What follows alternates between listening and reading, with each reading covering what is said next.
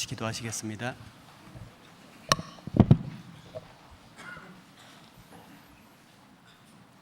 우리를 사랑하시는, 살아 역사하시는 하나님 아버지, 모든 감사와 찬송과 영광을 우리 아버지 하나님께만 올립니다. 우리를 죄악 가운데서 구원해 주시고 주님의 몸된 교회 가운데 거하며 교제하며 살아갈 수 있게 도와주시고 우리를 통해서 하나님의 거룩한 복음을 날로 전해주시는 우리 하나님 진정 감사드립니다. 오늘 주일 아침에 주님의 구원받은 모든 형제 자매님들을 말씀 앞에 모아주시고 또 우리에게 필요한 말씀으로 공급해 주시니 진정 감사드립니다. 우리가 구원함을 받았지만은 이 세상에 우리를 미혹하는 것들이 많이 있고 또 때로는 육신의 질병이나 또 생활의 어려움이나 신앙생활의 고난으로 인해서 우리의 마음이 낙심될 때가 있습니다. 하나님, 오늘도 하나님의 말씀으로 우리 마음을 더욱 붙들어 주시고 경고케 해 주시고 우리가 주님 오시는 그날까지 이 믿음의 걸음을 끝까지 잘 걸어갈 수 있도록 하나님 힘 주시고 용기 주시기를 간구드립니다.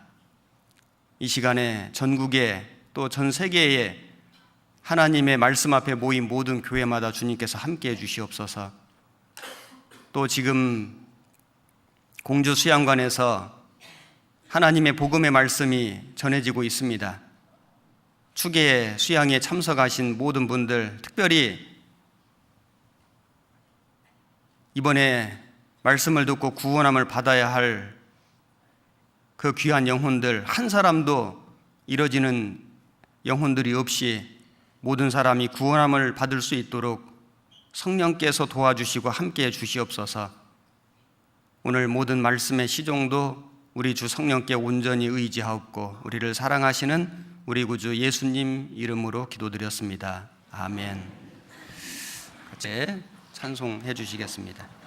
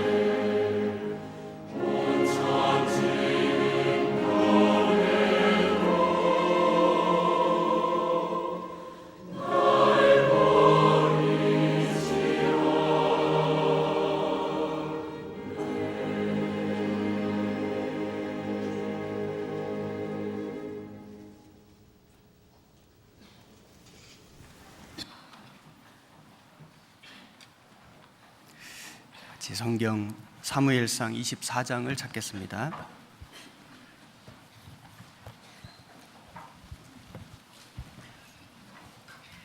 구약 성경 449페이지 사무엘상 24장 1절부터 제가 읽겠습니다.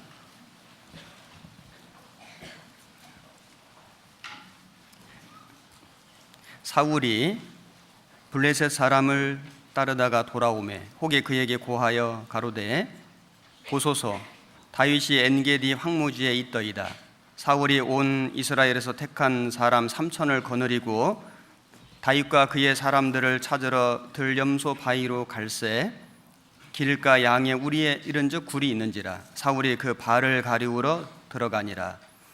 다윗과 그의 사람들이 그 굴 깊은 곳에 있더니 다윗의 사람들이 가로되 보소서 여호와께서 당신에게 이르시기를 내가 원수를 네 손에 붙이리니 네 소견에 선한 대로 그에게 행하라 하시더니 이것이 그 날이니이다. 다윗이 일어나서 사울의 겉 옷자락을 가만히 베니라. 그리한 후에 사울의 옷자락 뱀을 인하여 다윗의 마음에 찔려 자기 사람들에게 이르되 내가 손을 들어 여호와의 기름 부음을 받은 내 주를 치는 것은 여호와의 금하시는 것이니 그는 여호와의 기름 부음을 받은 자가 됨이니라 하고 다윗이 이 말로 자기 사람들을 금하여 사울을 해하지 못하게 하니라. 사울이 일어나 굴에서 나가 자기 길을 가니라. 우선 7절까지 읽었습니다. 지금 이 시간에 공주 갈릴리 수양관에서는 추계 수양회가 진행이 되고 있고 복음이 전해지는 시간입니다. 이번 추계 수양회에 등록된 인원을 확인해 보니까 접수하신 분들이 3,446명이고 봉사자가 638명입니다. 그래서 총 4,084명이 지금 수양관에서 복음을 위해서 수고하고 또 말씀을 전하고 또 말씀을 배우고 있습니다. 우리 춘추계 수양회를 주말과 주일을 이용해서 계속하고 있습니다. 그래서 더 많은 분들에게 전도의 기회가 되고 있습니다. 계속해서 춘추계 수양회를 통해서 전도에 힘쓰고 또 전도된 분들이 구원받도록 같이 기도해 주셨으면 좋겠습니다. 오늘은 하나님의 기름 부음이라고 하는 제목으로 말씀을 드려보려고 합니다. 다윗은 사울이 인간적으로 육신적으로 보면 원수와 같았습니다. 왜냐하면 다윗이 잘못한 것이 없음에도 불구하고 사울은 그 다윗을 거의 10년 동안이나 죽이려고 쫓아다녔습니다. 그러나 다윗은 그 원수와도 같은 사울을 두 번이나 죽일 기회가 있었음에도 불구하고 죽이지 않았습니다. 그를 살려 주었습니다. 그 이유는 단지 한 가지입니다.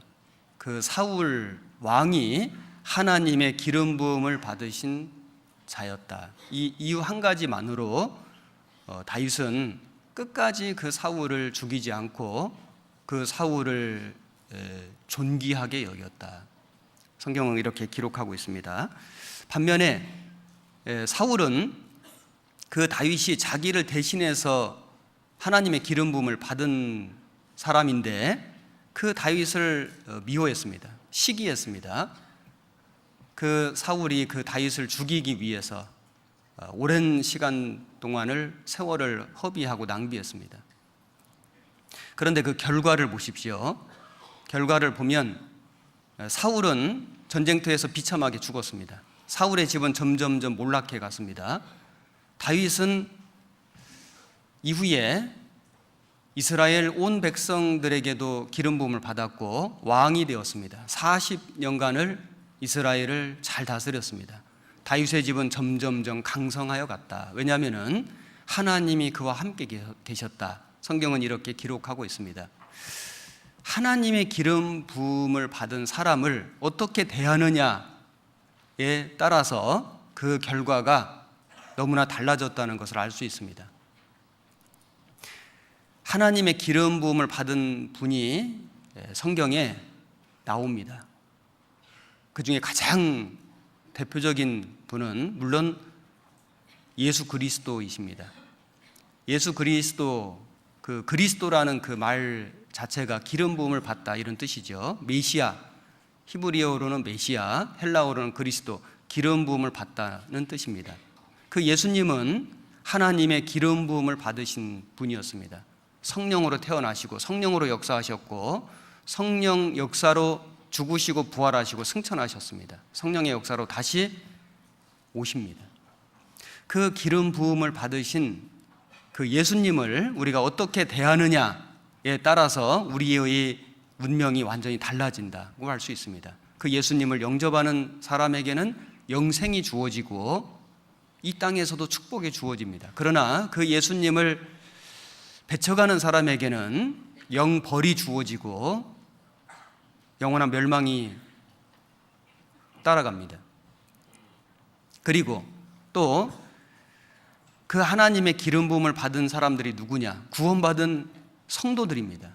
형제 자매들은 전부 다 성령의 기름 부음을 받은 사람들입니다.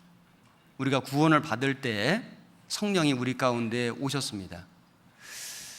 그래서 기름 부음을 받은 형제 자매님들을 우리가 어떻게 대하느냐에 따라서 우리 자신에게 하나님의 축복이 임할 수 있습니다. 형제 자매들을 소중히 여기고 존귀히 여기고 섬긴다면은 반드시 축복이 될 겁니다. 그리고 우리들은 이 교회인데, 구원받은 사람들은 교회인데, 교회는 하나님의 기름 부음을 받았습니다. 교회를 우리가 어떻게 여기느냐? 정말 교회를 소중히 여기고 교회를 존중하고 교회를 섬기면 축복이 됩니다. 그리고 우리는 기름 부음을 받은 사람으로서 지금 하나님의 기름 부음을 받지 못한 사람들, 이뤄진 영혼들을 위해서 기도하고 그들에게도 성령의 기름 부음이 주어질 수 있도록 도와야 합니다. 전도해야 됩니다. 이것이 우리의 사명이고 역할입니다.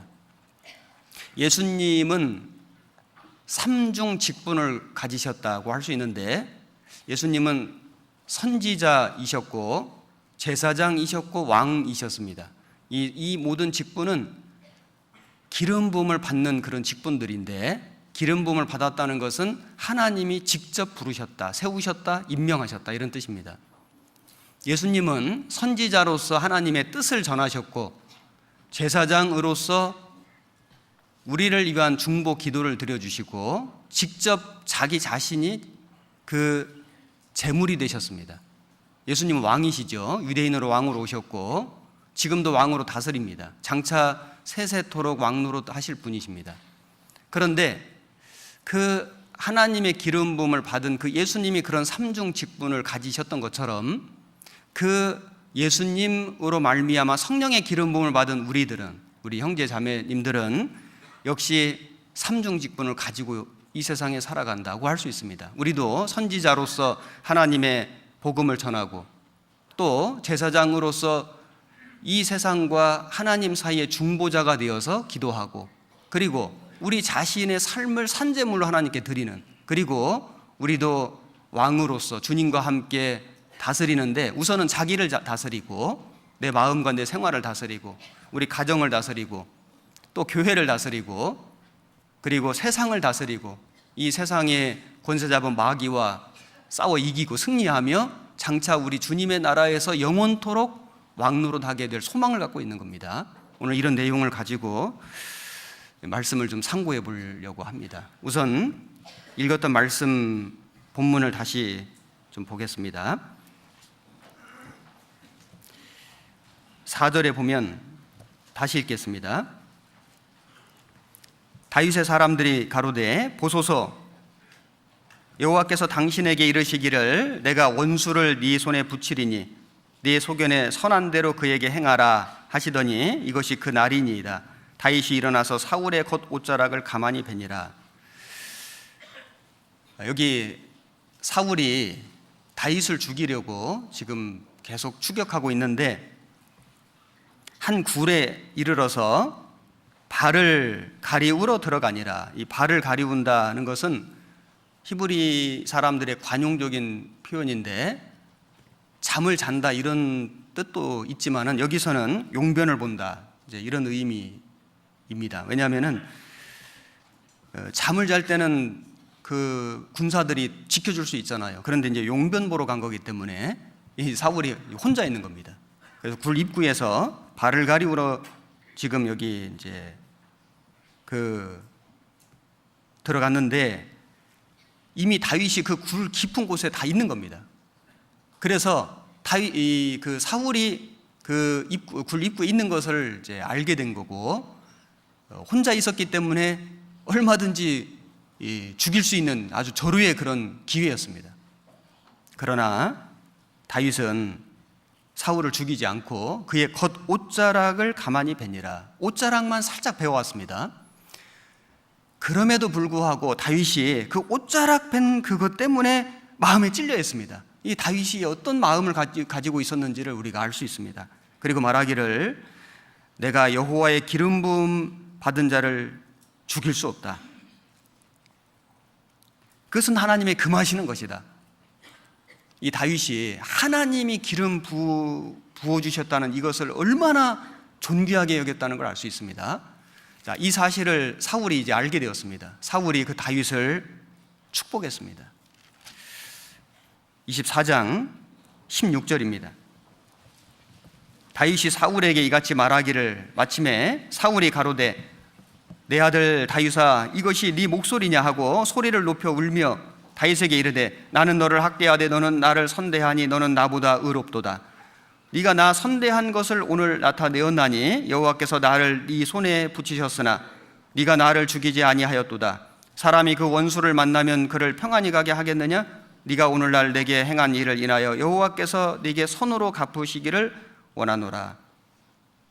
20절 21절 같이 읽겠습니다. 보라 나는 네가 반드시 왕이 될 것을 알고 이스라엘 나라가 네 손에 견고히 설 것을 아노니 그런즉 너는 내 후손을 끊지 아니하며 내 아비의 집에서 내 이름을 멸하지 아니할 것을 이제 여호와로 내게 맹세하라. 사울은 알고 있었습니다. 네가 반드시 왕이 될 것이다. 이스라엘 나라가 네 손에서 견고히 서게 될 것이다. 비록 그 다윗을 미워하고 시기하고 죽이려고 했지만은 하나님 뜻을 알고 있었습니다. 축복했습니다. 이 다윗이 사울 왕을 죽일 수 있는 기회가 또 한 번 있었습니다. 사무엘상 26장 7절입니다.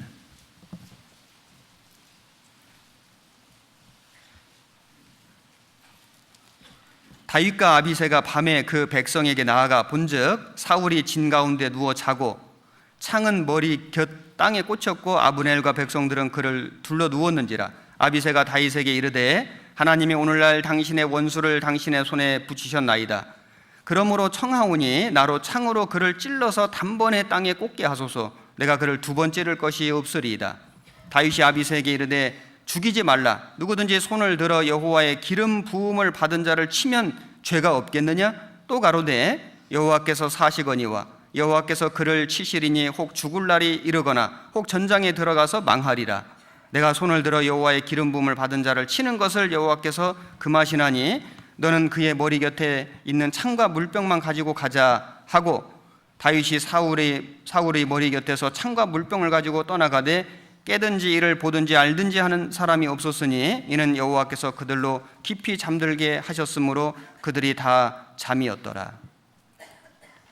이번에는 이 사울과 사울의 병사들이 다 잠이 들어 있는데 죽일 수 있는 절호의 기회였습니다.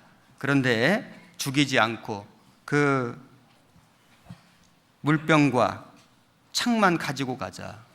이제 죽일 수 있었던 그 기회가 있었다는 것을 증거하기 위해서 창과 물병만 가지고 가자. 이 사실을 사울이 알게 됐습니다. 사울이 이번에도 다윗을 축복했습니다. 25절에 같이 읽겠습니다. 사울이 다윗에게 이르되 내 아들 다윗아 네게 복이 있을지로다. 네가 큰 일을 행하겠고 반드시 승리를 얻으리라 하니라. 다윗은 자기 길로 가고 사울은 자기 곳으로 돌아가니라. 사울이 비록 그 다윗을 미워했지만은, 죽이려고 했지만은 알고 있었습니다. 다윗아, 하나님이 네게 복을 주실 것이다. 네가 큰 일을 행할 것이다. 반드시 승리할 것이다. 사울은 다윗을 죽이려고는 했지만은 결국은 축복하지 않을 수가 없었습니다. 왜냐하면은 그 다윗이 하는 그 모든 일들이 다 하나님 앞에서 올바르다는 걸 부인할 수 없었기 때문입니다. 결국에는 이 사울이 전쟁터에서 이제 전사합니다. 그런데 그 한 아말렉 소년이 그 사울이 죽은 사실을 알고 그 사울이 그 다윗의 정적인 것을 알고, 그래서 그 기회를 이용해 가지고 상을 받으려고 다윗에게 가서 자기가 사울을 죽였다고 거짓 보고를 합니다. 사무엘하 1장을 보겠습니다.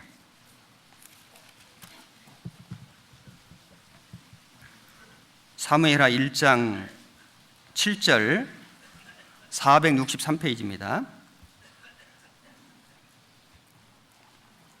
사울이 뒤로 돌이켜 나를 보고 부르시기로 내가 대답하되 내가 여기 있나이다 한즉 내게 이르되 너는 누구냐 하시기로 내가 대답하되 나는 아말렉 사람이니이다 한즉 또 내게 이르되 내 목숨이 아직 내게 완전히 있으므로 내가 고통에 들었나니 너는 내 곁에 서서 나를 죽이라 하시기로 저가 엎드러진 후에는 살 수 없는 줄을 내가 알고 그 곁에 서서 죽이고 그 머리에 있는 면류관과 팔에 있는 고리를 벗겨서 내 주께로 가져왔나이다.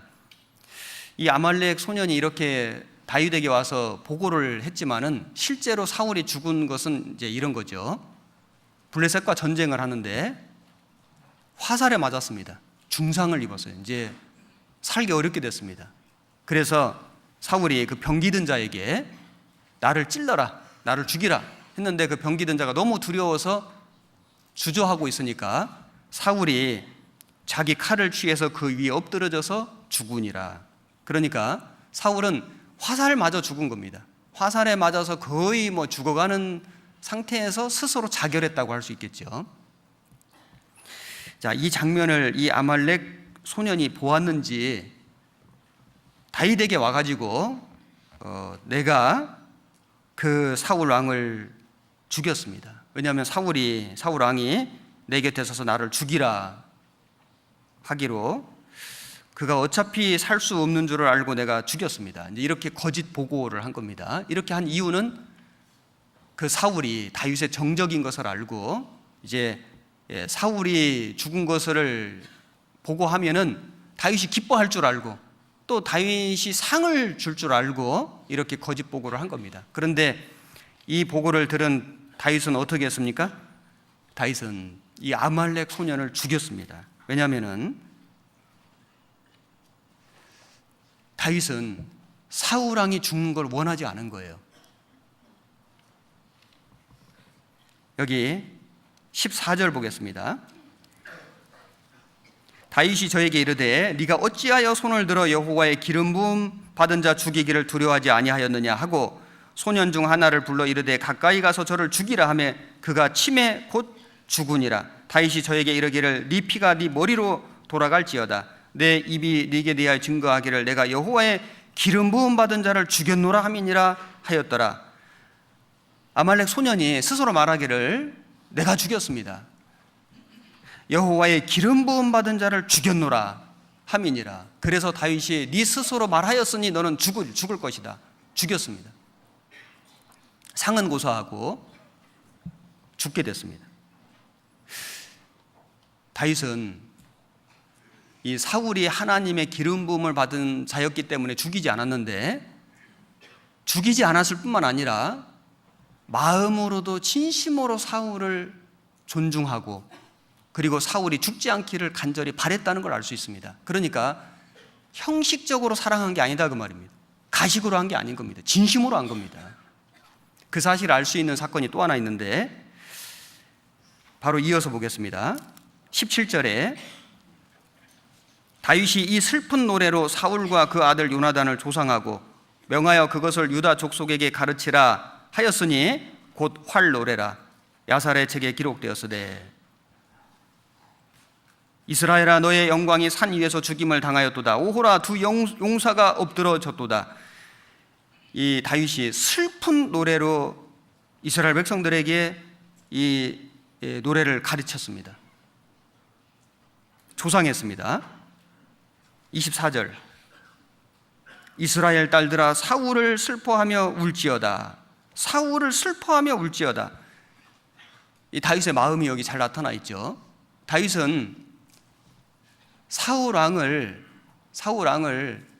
마음으로는 미운데 죽이고 싶은데 하나님이 기름을 부으셨기 때문에 어쩔 수 없이 살려준 것이 아니고 하나님이 기름 부음을 받은 사람이기 때문에 그 사울을 자기를 원수처럼 여기고 죽이려 하는 그 사울을 마음으로 그를 사랑하고 존중하게 여겼다는 걸 알 수 있습니다. 그가 죽임을 당했을 때 진심으로 슬퍼했다. 자기만 슬퍼한 게 아니죠. 온 이스라엘 백성들에게 함께 슬퍼하도록 노래를 지어서 가르쳤습니다. 다윗의 진심 어린 마음을 우리가 좀 생각해 볼 수 있습니다. 그리고 뿐만 아니고 그 사울 왕의 시체를 가져다가 장사 지내준 사람이 길르앗 야베스 사람들인데, 길르앗 야베스 사람들은 요단 동편에 거주했던 그 르우벤 그 지파 사람들입니다. 그 사람들이 그 사울 왕의 시체를 가져다가 장사를 지내 주었는데, 그 르우벤이 아니고 므낫세 지파 사람들인데, 왜 그 사람들이 그 사울 왕의 시체를 가져다 장사를 지냈냐면은, 그 전에 사울이 처음 왕이 되었을 때 암몬 족속들이 쳐들어왔는데 사울이 이스라엘 군대를 동원해 가지고 이 그 길르앗 야베스 사람들을 구원한 일이 있었습니다. 그 은혜에 보답하기 위해서 사울이 죽었을 때, 사울이 사실은 공의롭게 살지 못했잖아요. 정의롭게 산 것이 아니거든요. 그럼에도 불구하고 과거에 자기들을 구원해 준 그 사울의 은혜를 기억하고 시체를 가져다가 정성스럽게 장사 지내준 그 사실을 듣고 나서 다윗이 그들을 축복하는 말씀이 나옵니다. 사무엘하 2장 4절입니다. 유다 사람들이 와서 거기서 다윗에게 기름을 부어 유다 족속의 왕을 삼았더라. 혹이 다윗에게 고하여 가로되 사울을 장사한 사람은 길르앗 야베스 사람들이니이다 하매, 다윗이 길르앗 야베스 사람들에게 사자들을 보내어 가로되 너희가 너희 주 사울에게 이처럼 은혜를 베풀어 장사하였으니 여호와께 복을 받을지어다. 너희가 이 일을 하였으니 이제 여호와께서 은혜와 진리로 너희에게 베푸시기를 원하고 나도 이 선한 일을 너희에게 갚으리니. 그래서 다윗은 이 사울을 형식적으로 사랑한 게 아니라 진심으로 사랑하고 존귀하게 여기고 그의 죽음을 슬퍼하고 노래를 지어 가르치고, 그리고 그 사울을 장사 지내준 길르앗 야베스 사람들을 축복했다는 걸 알 수 있습니다. 자, 이걸 생각해 보면은 사울하고 다윗은 정반대의 삶을 살았다는 걸 알 수 있죠. 사울은 자기를 대신해서 기름 부음을 받은 다윗을 끝까지 미워하고 죽이려고 했고, 다윗은 자기를 죽이려고 하는 원수와 같은 사울을 끝까지 사랑하고 끝까지 존귀히 여겼다. 이것이 사울과 다윗의 대조적인 신앙입니다. 그 사람이 나에게 어떻게 대했느냐, 이걸 문제 삼은 게 아니죠. 하나님이 기름 부음을 받으신 자다, 이걸 먼저 생각한 겁니다. 단지 그 이유만으로 그 원수를 사랑한 거예요. 그 원수를 존귀히 여긴 겁니다. 그 원수의 죽음을 슬퍼한 겁니다. 이것이 다윗의 믿음이고 다윗의 신앙이었습니다. 자, 그 결과 이 다윗과 사울의 삶은 정반대의 결과를 얻게 되었고 그 집안도 마찬가지가 되었습니다. 사무엘하 3장 1절을 보겠습니다. 한 절만 같이 읽겠습니다. 사울의 집과 다윗의 집 사이에 전쟁이 오래매 다윗은 점점 강하여 가고 사울의 집은 점점 약하여 가니라. 그 결과 이제 그 사울과 다윗 개인만 아니라 그 집안에까지도 화와 복이 내렸다는 걸 알 수 있습니다. 다윗은 점점 강하여 가고 사울의 집은 점점 약하여 가니라. 그리고 다윗은 이제 하나님으로부터 기름 부음만 받은 게 아니고 처음에는 유다 지파에게 기름 부음을 받고 나중에는 온 이스라엘 지파 장로들에게 기름 부음을 받고 3번 기름 부음을 받고 그리고 왕이 됩니다. 5장 사무엘하 5장 10절 먼저 읽고 이어서 읽겠습니다. 5장 10절 같이 읽겠습니다. 만군의 하나님 여호와께서 함께 계시니 다윗이 점점 강성하여 가니라. 다윗의 집안이 점점 강성해질 수 있었던 이유는 만군의 하나님 여호와께서 함께 계셨다. 그 다윗과 함께 계셨습니다. 그리고 그는 왕이 되었습니다. 사무엘상 왕이 되어서 40년간 다스렸습니다. 자, 우리가 좀 이야기를 거슬러 올라가면은 그 사울도 역시 하나님의 기름 부음을 받은 사람이었죠. 그리고 하나님이 그 사울에게 지혜와 능력 주신 것이 맞습니다. 사울이 예언했습니다. 그런데 왜 사울은 다윗을 미워하고 결국에는 비참하게 죽고 그 집안이 점점 약해지고 저주를 받았을까요? 사무엘상 10장을 찾겠습니다.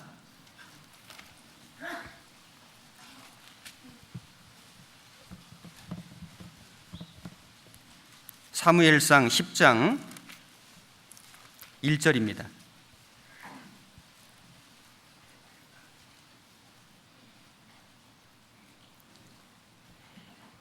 이에 사무엘이 기름병을 취하여 사울의 머리에 붓고 입맞추어 가로되 여호와께서 네게 기름을 부으사 그 기업의 지도자를 삼지 아니하셨느냐?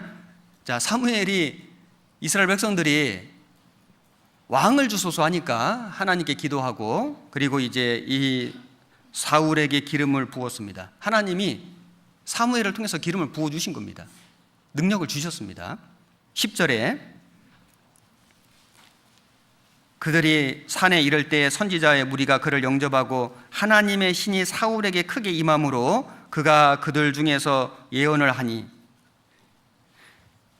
여기 하나님의 신이 사울에게 크게 임함으로 기름을 부으니까 하나님의 성령께서 사울에게 임하고 그리고 사울이 예언을 하니, 자, 여기 보면 이 성령은 우리가 구원받을 때 받은 성령과는 좀 다르다는 걸 알 수 있습니다. 왜냐하면 이 구약 시대와 신약 시대 성령의 역사가 좀 다르게 나타나죠. 구약 시대 성령의 그 역사는 사람보다는 일 중심이었다는 걸 알 수 있습니다. 즉 하나님께서 어떤 사람을 불러서 그래서 그 신이 임해서 성령이 임해서 그 사람이 어떤 특별한 일에 봉사할 수 있도록 능력을 발휘할 수 있도록 힘을 주신 거 맞습니다. 그런데 그 일이 다 하면 그 성령이 거두어지기도 했고 또는 그 사람이 하나님의 뜻에 합당하게 살지 못하면은 그 성령을 거두어 가신 일도 있습니다. 그러니까 영구적인 것이 아니었죠. 영구적인 게 아니었습니다. 이 사울에게 하나님의 신이 크게 임함으로, 그래서 크게 임했다는 것은 구원을 받았다 그 말이 아니고 하나님의 그 능력이 사울에게 아주 크게 강력하게 역사했다, 이제 그런 말입니다. 그랬던 사울이 왜 성령이 떠나고 악신이 들었을까요? 그는 하나님의 뜻대로 살지 못했습니다. 인내하지 못했죠.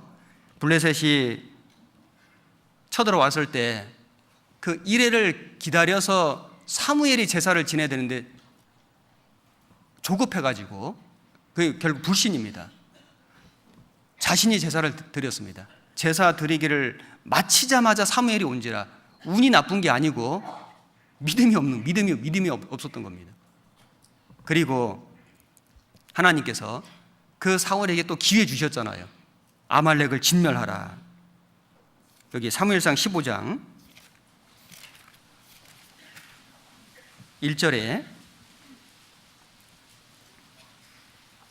사무엘이 사울에게 이르되 여호와께서 나를 보내어 왕에게 기름을 부어 그 백성 이스라엘 위에 왕을 삼으셨은즉 이제 왕은 여호와의 말씀을 들으소서. 자, 여기 사무엘이 하나님 말씀을 전했지 않습니까? 왕에게 기름을 부어 그 백성 이스라엘 위에 왕을 삼으셨은즉 이제 왕은 여호와의 말씀을 들으소서. 기회를 준 겁니다.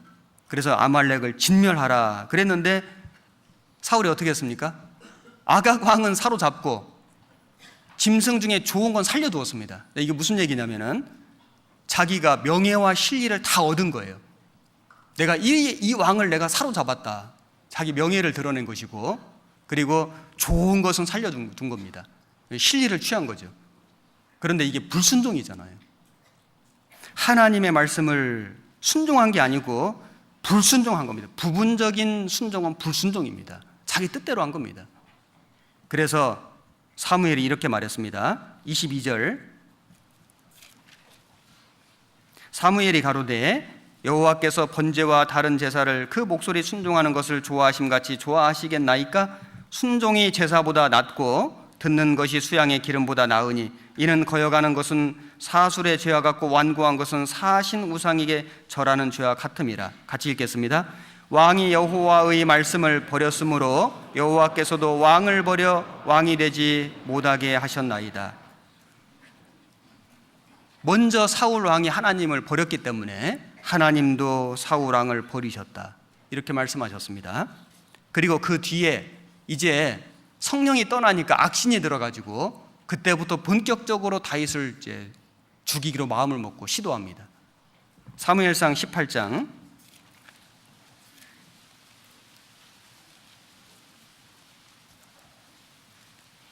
8절 사울이 이 말에 불쾌하여 심히 노하여 가로되 다윗에게는 만만을 돌리고 내게는 천천만 돌리니 그에 더 얻을 것이 나라밖에 무엇이냐 하고 그날 후로 사울이 다윗을 주목하였더라.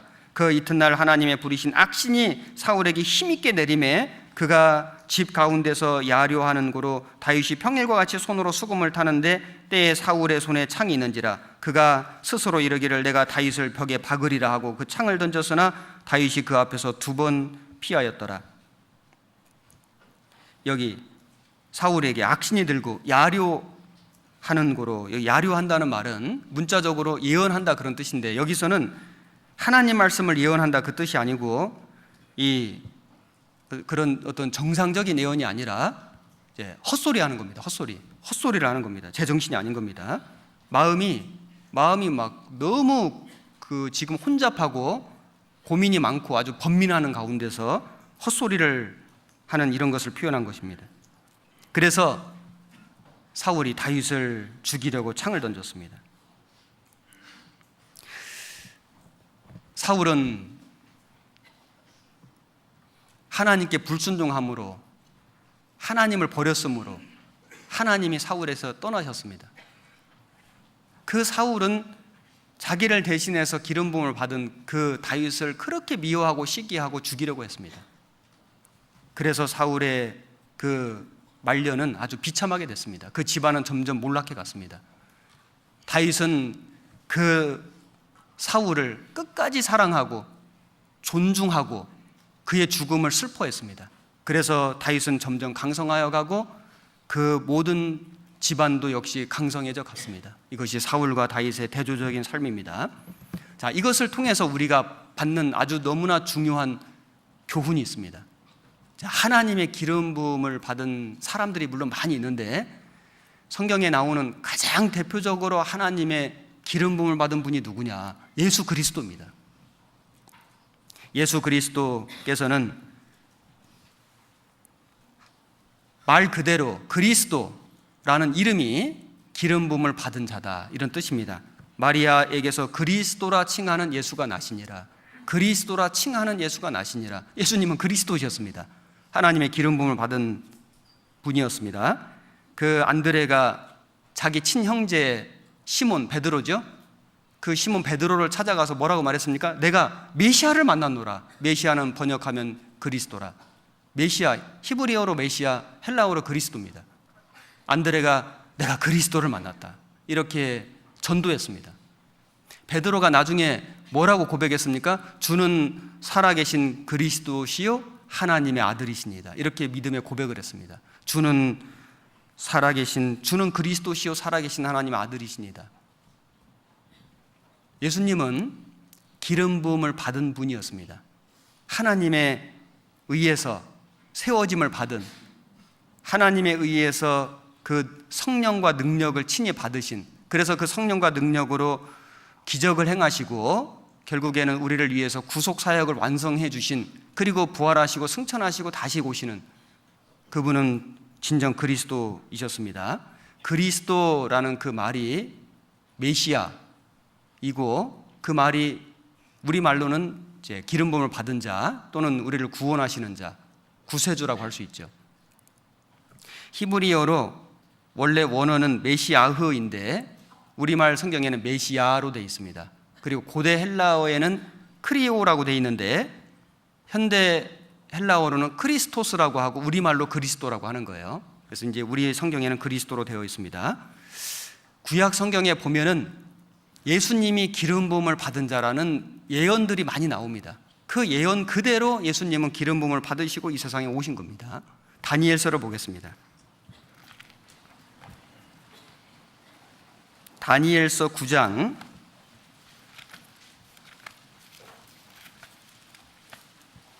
25절입니다.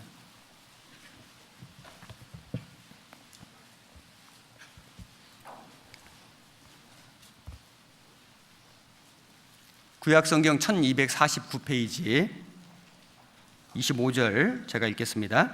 그러므로 너는 깨달아 알지니라. 예루살렘을 중건하라는 영이 날 때부터 기름 부음을 받은 자 곧 왕이 일어나기까지 7이레와 62이레가 지날 것이요 그때 곤란한 동안에 성이 중건되어 거리와 해자가 이룰 것이며 62일의 후에 기름 부음을 받은 자가 끊어져 없어질 것이며 장차 한 왕의 백성이 와서 그 성읍과 성소를 회파하려니와 그의 종말은 홍수에 엄물될 됨 같을 것이며 또 끝까지 전쟁이 있으리니 황폐할 것이 작정되었느니라.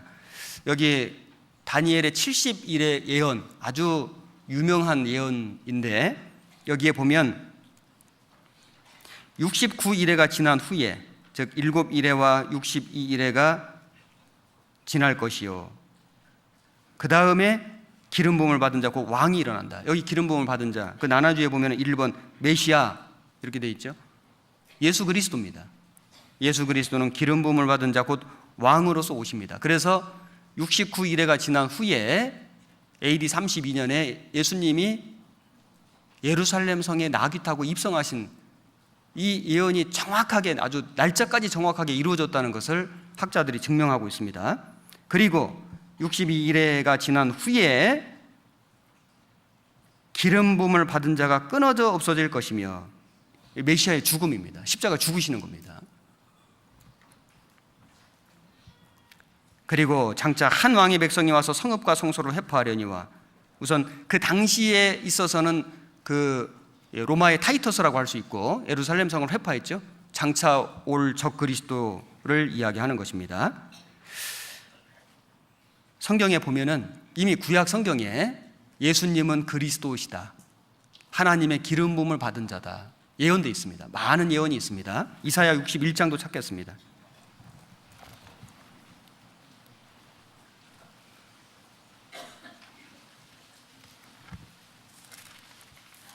1절, 61장 1절 1042페이지입니다.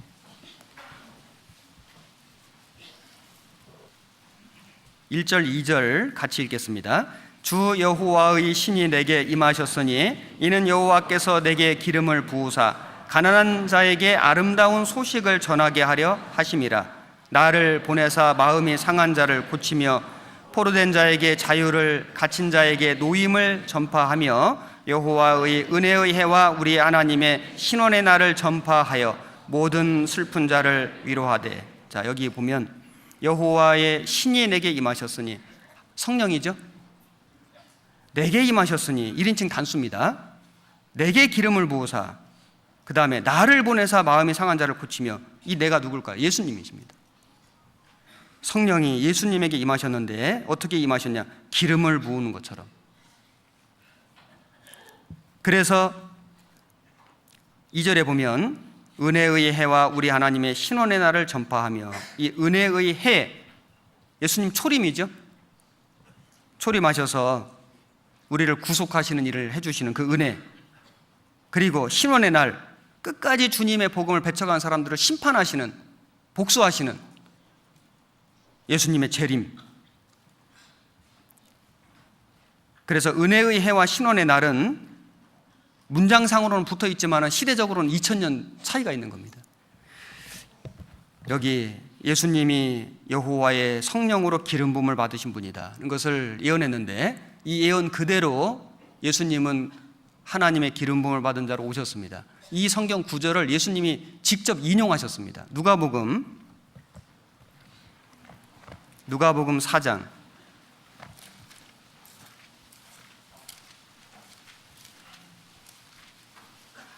14절, 신약성경 93페이지.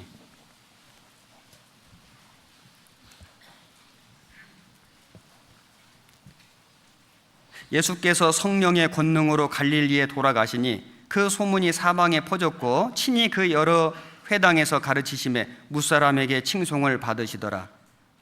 예수께서 그 자라나신 곳 나사렛에 이르사 안식일에 자기 규례대로 회당에 들어가서 성경을 읽으려고 서심해 선지자 이사야의 글을 들이거늘 책을 펴서 이렇게 기록한 데를 찾으시니. 이사야 61장, 우리 금방 배운 말씀을 찾아서 읽으신 겁니다. 곧 주의 성령이 내게 임하셨으니 이는 가난한 자에게 복음을 전하게 하시려고 내게 기름을 부으시고 나를 보내사 포로된 자에게 자유를, 눈먼 자에게 다시 보게 함을 전파하며 눌린 자를 자유케 하고 주의 은혜의 해를 전파하게 하려 하심이라 하였더라. 예수님께서 자기 자신을 예언하신 성경을 읽으신 겁니다. 여기에 보면 내게 기름을 부으시고 성령이 임하신 거예요. 예수님이 침례를 받으실 때 성령이 비둘기처럼 임했다고 되어 있죠. 여기 14절에 성령의 권능이라는 말씀이 나오고 18절에 보면은 성령이 내게 임하셨으니 기름을 부으시고, 그러니까 이 기름 부음은 성령이 임하시는 것을 의미하고 또 한 가지는 그 성령의 그 능력, 성령의 그 권능을 받으신 걸 의미한다, 이렇게 정리할 수 있습니다. 기름 부음을 받았다, 성령이 임하셨고 성령의 능력이 함께 하셨다. 그래서 예수님은 그 성령의 능력으로 기적을 행하시고 많은 역사를 이루시고 우리를 위해서 구속하시고 우리를 구속하는 일을 이루신 겁니다. 여기 은혜의 해만 나와 있는데 이사야 61장에는 신원의 날이 있는데 여기 예수님은 은혜의 해만 말씀해 주셨습니다. 왜냐하면 예수님 초림하셨잖아요. 초림하신 예수님은 은혜의 해를 전파하시기 위해서, 즉 복음 전하시려고 오신 겁니다. 복음을 완성하시고 전하시려고. 그래서 이제 재림하실 때 2000년 후에 신원의 날, 그 심판하시는 일을 하시는 겁니다. 그래서 여기에는 은혜의 해만 기록되어 있습니다. 예수님이 기름 부음을 받으신 분으로서 이 세상에 오셔서 그 능력으로 일하시고 복음을 완성하셨습니다. 자, 이 복음을 사도들이 전합니다. 자, 사도들이 전한 복음이 뭐냐? 복음이 뭐냐면은 그 예수님이 곧 기름 부음 받으신 자다, 이걸 전한 거예요. 이게 복음의 핵심입니다. 사도행전 10장을 찾겠습니다. 36절 204페이지. 사도행전 10장 36절 제가 읽겠습니다. 만유의 주 되신 예수 그리스도로 말미암아 화평의 복음을 전하사 이스라엘 자손들에게 보내신 말씀, 곧 요한이 그 세례를 반포한 후에 갈릴리에서 시작되어 온 유대에 두루 전파된 그것을 너희도 알거니와 하나님이 나사렛 예수에게 성령과 능력을 기름 붓듯 하셨음에 저가 두루 다니시며 착한 일을 행하시고 마귀에게 눌린 모든 자를 고치셨으니 이는 하나님이 함께 하셨습니다. 여기 사도들이 전한 복음, 사도행전이죠. 사실은 성령께서 사도들을 통해서 전도하신 기록, 성령행전입니다. 또 그 사도들이 교회를 이루어서 교회와 함께 전도한 기록, 이게 교회행전이죠. 그래서 사도행전, 성령행전, 교회행전 같은 말인데, 자, 무엇을 전했냐? 사도들이 전한 복음이 화평의 복음, 예수 그리스도로 말미암아 화평의 복음을 전했습니다. 이스라엘 자손들에게 보내신 말씀, 요한이 세례를 반포한 후에 갈릴리에서 시작되어 온 유대에 두루 전파된 그것 같은 얘기죠. 자, 두루 전파된 그것, 그 말씀, 그 복음. 자, 그 내용이 뭐냐면은 38절입니다. 하나님이 나사렛 예수에게 성령과 능력을 기름 붓듯 하셨음에, 그래서 예수님이 기름 부음을 받은 자고, 그 기름 부으심을 받은 예수님이 두루 다니시며 착한 일을 하시고, 착한 일이 뭘까요? 물론 뭐 병든 사람 고치는 것도 착한 일이지만 지옥 갈 영혼을 건져주시는 거예요. 그리고 마귀에게 눌린 모든 자를 고치셨으니 마귀의 권세에서 해방시켜 주시는 그 일을 행하여 주신 그게 복음인 겁니다. 자, 그 복음을 전한 거예요. 쉽게 말해서 예수님이 그리스도다, 이걸 전한 것입니다. 사도행전 17장 2절,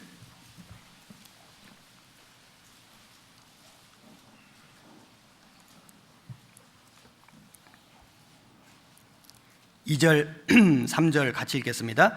바울이 자기의 규례대로 저희에게서 들어가서 새 안식일에 성경을 가지고 강론하며 뜻을 풀어 그리스도가 해를 받고 죽은 자 가운데서 다시 살아야 할 것을 증명하고 이르되 내가 너에게 전하는 이 예수가 곧 그리스도라 하니. 여기 바울이 전도했지 않습니까? 자, 바울이 전도하는데 뭐 복음을 전한 거죠. 그런데 핵심이 뭐냐면은 내가 너에게 전하는 이 예수가 곧 그리스도라. 이게 복음의 핵심입니다. 그리고 18장 5절, 18장 5절도 한 절만 같이 읽겠습니다. 실라와 디모데가 마게도냐로서 내려오매 바울이 하나님의 말씀에 붙잡혀 유대인들에게 예수는 그리스도라 밝히 증거하니. 여기 실라와 디모데도 복음을 전했는데 뭘 전했습니까? 예수는 그리스도라, 이걸 전한 겁니다. 그리고 18장 28절도 같이 읽겠습니다. 이는 성경으로서 예수는 그리스도라고 증거하여 공중 앞에서 유력하게 유대인의 말을 이김일러라. 아볼로 얘기하는 겁니다. 아볼로가 전도하는데 그 전도의 핵심이 뭐냐면은 예수가 그리스도라, 이걸 증거한 거예요. 그리스도가 오실 것이다, 메시아가 오실 것이다, 구약에 예언돼 있지 않습니까? 그 구약의 예언대로 그리스도가 오셨는데, 메시아가 오셨는데 그분이 누구냐? 그분이 바로 예수님이다, 이걸 증거한 거예요. 이게 복음이거든요. 자, 말씀드린 대로 예수님은 하나님의 기름 부음을 받으신 분인데, 기름 부음을 받았다는 것은 직접 세우셨다, 하나님이 직접 세우신 겁니다. 직접 임명해 주신 거예요. 그런데 예수님의 삼중 직분이 있다고 말씀드렸죠. 첫째는 선지자고, 두 번째는 제사장이고, 세 번째는 왕입니다. 이 직분들은 다 하나님으로부터 직접 기름 부음을 받아야 되는 그런 직책들인데, 예수님은 이 세 직분을 다 받으신 분이에요. 선지자로, 그리고 제사장으로, 그리고 왕으로. 구약의 선지자들은 하나님의 그 뜻을 계시받아서 백성들에게 전했습니다. 직접 말씀을 계시받을 수도 있고, 또는 환상 중에, 또는 꿈으로 계시를 받아서 전한 것이 선지자들이었는데, 그 선지자들의 그 전한 메시지는 부분적이었습니다. 부분적이고 한시적이었습니다. 완전한 게 아닙니다.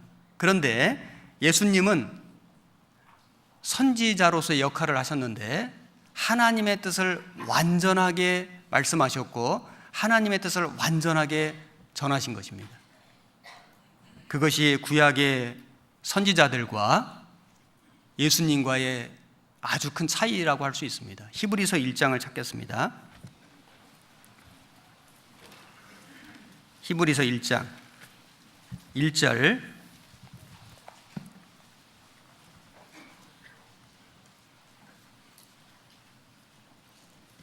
353페이지입니다. 신약성경 히브리서 1장 1절 제가 읽겠습니다. 옛적의 선지자들로 여러 부분과 여러 모양으로 우리 조상들에게 말씀하신 하나님이 이 모든 날 마지막에 아들로 우리에게 말씀하셨으니 이 아들을 만유의 후사로 세우시고 또 저로 말미암아 모든 세계를 지으셨느니라. 자, 여기 보면 옛적의 선지자들로, 구약 성경의 선지자들로 하나님이 말씀해 주셨는데 이건 부분적인 것이었다. 완전한 게 아닙니다. 그런데 이 모든 날 마지막에 아들로 성삼위, 성부, 성자, 성령, 그 중에 그 성자 하나님, 예수님이죠. 또 아들로 오셨습니다. 육신적으로도. 그 아들 예수님으로 우리에게 말씀하셨으니 이 아들을 만유의 후사로 세우시고 저로 말미암아 모든 세계를 지으셨느니라. 그 예수님은 이제 하나님의 말씀을 완전하게 계시한 겁니다. 그리고 그 하나님의 뜻을 완전하게 이루신 겁니다.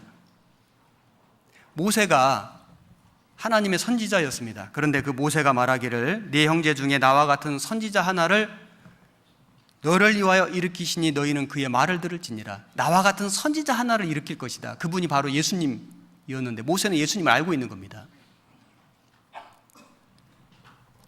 그 예수님이 오셔서 어떤 일을 이루셨습니까? 3절 같이 읽겠습니다.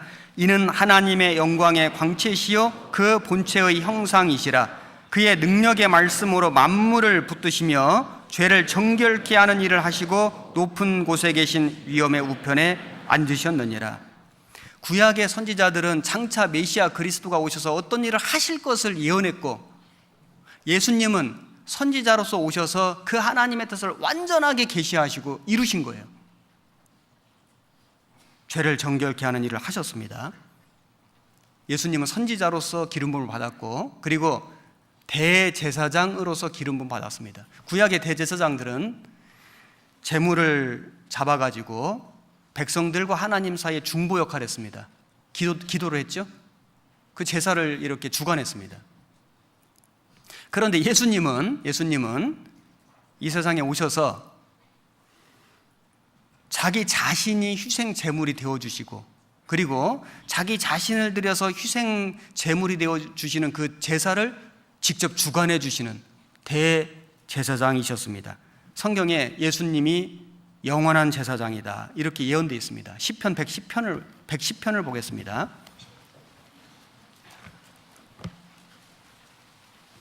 시편 110장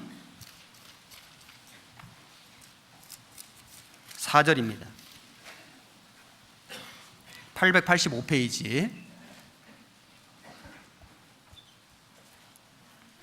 4절 한 절만 같이 읽겠습니다. 여호와는 맹세하고 변치 아니하시리라. 이르시기를 너는 멜기세덱의 반차를 조차 영원한 제사장이라 하셨도다. 예수님이십니다. 예수님을 예언했습니다. 너는 멜기세덱의 반차를 조차 영원한 제사장이라. 구약의 제사장들은 1년치 죄를 용서했습니다. 짐승을 죽여서 그 피를 가지고 1년치씩 죄를 용서하는 제사를 끊임없이 드렸습니다. 그리고 자기가 살아있는 동안에만 할 수 있었습니다. 그런데 예수님은 오셔서 십자가의 단번에 죽으심으로 우리 모든 사람의 죄를 영원히 용서하시는 일을 하신 겁니다. 이것이 구약의 제사장들과 예수님과의 차이점입니다. 히브리서 3장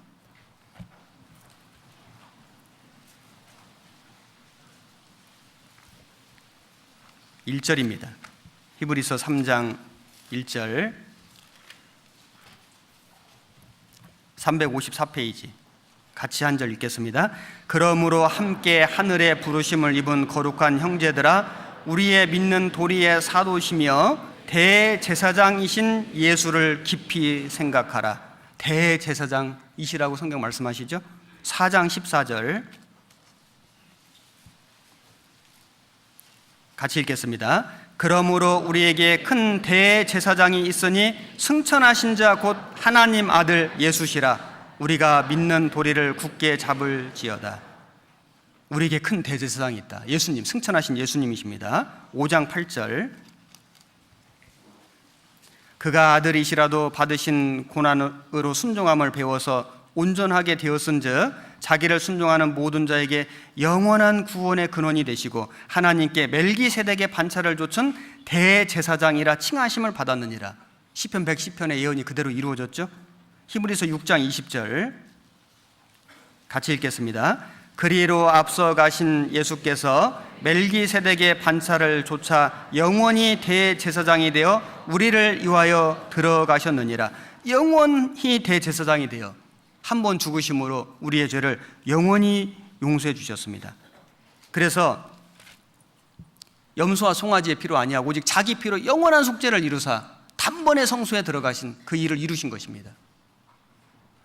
영원한 속죄를 이루셨기 때문에 저희 죄와 저희 불법을 다시 기억지 아니하리라 하셨으니 이것을 위하여 다시 제사 드릴 것이 없느니라. 죄를 위하여 제사 드릴 필요가 없죠.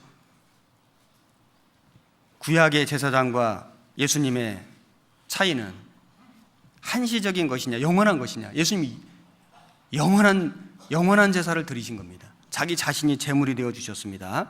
히브리서 10장 11절. 제사장마다 매일 서서 섬기며 자주 같은 제사를 드리되 이 제사는 언제든지 죄를 없게 하지 못하거니와 오직 그리스도는 죄를 위하여 한 영원한 제사를 드리시고 하나님 우편에 앉으사 그 후에 자기 원수들로 자기 발등상이 되게 하실 때까지 기다리시나니. 14절 같이 읽겠습니다. 저가 한 제물로 거룩하게 된 자들을 영원히 온전케 하셨느니라. 자, 예수님은 우리의 대제사장이십니다. 그리고 예수님은 기름 부음 받은 왕입니다. 왕. 그 왕이 예수님이 기름 부음 받으신 왕이 될 것을 성경의 구약에 예언해 놓으셨습니다. 시편 2장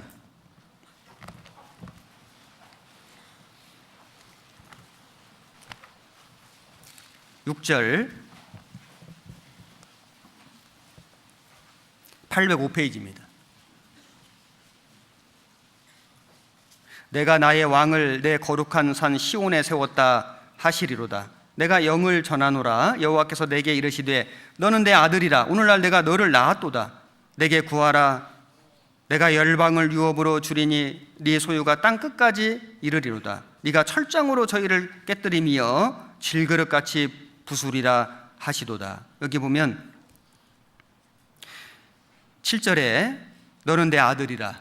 오늘날 내가 너를 낳았도다. 예수님 초림을 예언한 것입니다. 그리고 9절은 철장으로 저희를 깨뜨리며 질그릇같이 부수리로다. 예수님의 재림을 예언한 것입니다. 예수님은 이 세상을 구원해 주실 구세주로 오셨을 뿐만 아니라 이 세상을 심판하실 왕으로도 오십니다. 실제로 예수님이 오셨을 때 동방 박사들이 그 동방 먼 곳에서 예수님을 경배하러 예루살렘에 왔습니다. 유대인의 왕으로 나신 이가 어디 계시뇨? 유대인의 왕, 예수님 유대인의 왕으로 오셨습니다. 예수님을 재판할 때 빌라도 총독이 물었습니다. 네가 유대인의 왕이냐? 예수님 뭐라고 말씀하셨습니까? 네 말이 옳도다. 예수님 유대인의 왕이셨습니다. 그런데 유대인의 왕만 되십니까? 아닙니다. 예수님은 만세의 왕이고 왕의 왕입니다. 만국의 왕입니다. 예수님은 평강의 왕이라 성경에 예수님이 왕이라는 표현이 많이 나옵니다. 예수님은 우주와 만물을 창조하시고 다스리시는 왕이잖아요. 그리고 세상을 다스리는 왕입니다. 교회를 다스리시죠. 뿐만 아니라 우리의 개개인의 모든 삶과 우리의 마음을 다스리는 왕입니다. 그래서 우리가 구원을 받으면 그 왕 되신 주님을 맞이하는 거예요. 그 주님이 우리의 왕이 되셔서 내 마음을 다스려 주시고 내 마음을 지켜주시고 내가 잘하는 일에는 왕께서 상을 주시고 내가 잘못하는 일에는 왕께서 징계하십니다. 느껴지죠? 그 왕이 우리와 함께 계시고 그 왕이 우리를 지키시고 그 왕이 우리와 함께 동행하십니다. 그래서 구원받은 사람에게는 큰 위로가 되고 큰 힘이 됩니다. 교회 안에 주님이 우리 왕이시잖아요. 우리가 주님을 경배하고 주님을 찬양합니다. 그분은 우리의 왕이시고 만왕의 왕이시고 만주의 주가 되십니다. 성경에 많은 말씀들이 주님이 우리의 왕이시다, 왕이라는 표현이 나오고, 그 주님은 장차 이 세상을 심판하실 왕으로 재림하십니다. 그래서 세상 나라가 우리 주와 그리스도의 나라가 되어 세세토록 왕노릇하리로다. 장차 영원한 나라에서 우리와 함께 영원토록 왕노릇 해주실 것이라고 기록되어 있습니다. 자, 우리가 할 일이 무엇일까요? 예수님은 기름 부음을 받으신 분인데, 그래서 선지자로 제사장으로 왕으로 오셨는데, 우리 사람들이 해야 할 일은 뭐냐면은 그 기름 부음을 받으신 그 예수님을 영접하는 것, 그것이 우리가 할 일인 겁니다. 이 세상 모든 사람들에게는 선택이 주어져 있습니다. 그 예수님을 어떻게 대할 것이냐. 사울은 기름 부음 받은 다윗을 미워하고 죽이려고 애썼습니다. 다윗은 원수와 같은 그 사울을 끝까지 사랑하고 존중하게 여겼습니다. 그 결과가 완전히 달랐죠. 그것은 우리에게 큰 교훈이 됩니다.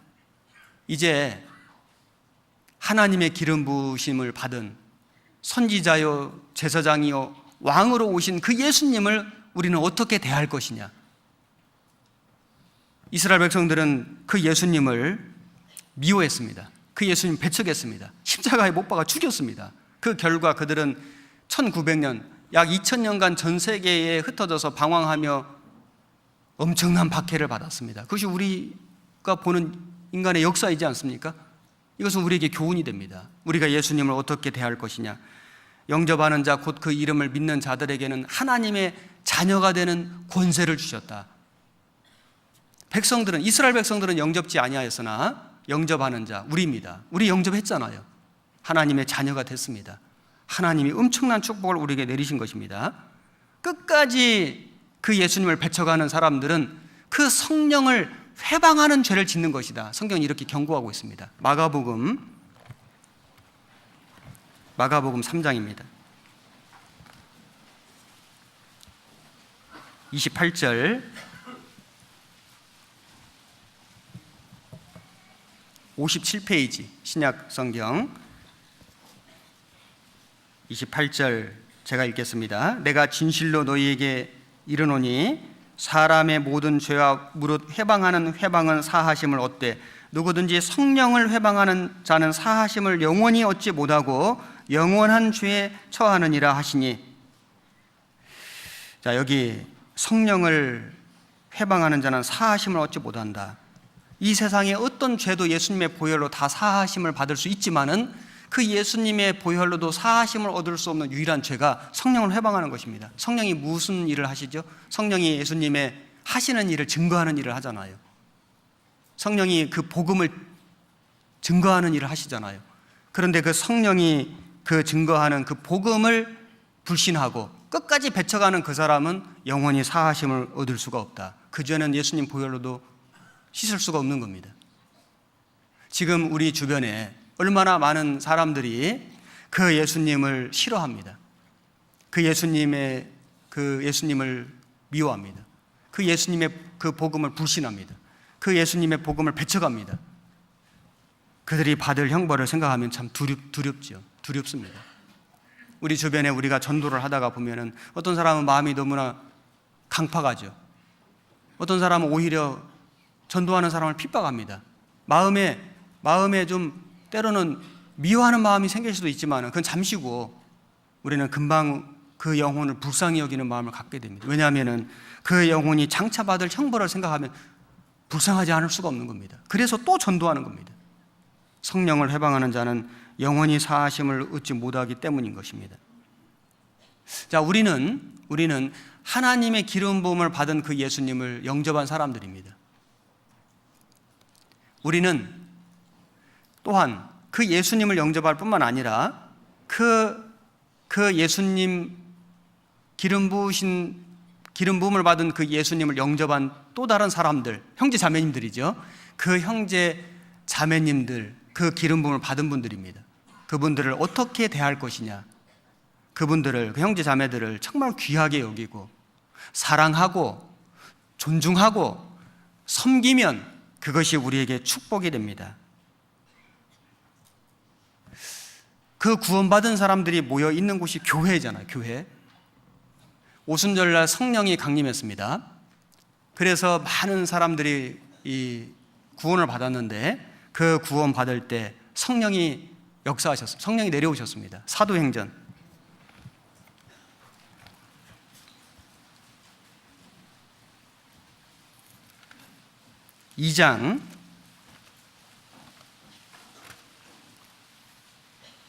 사도행전 2장 1절부터 제가 읽겠습니다. 187페이지.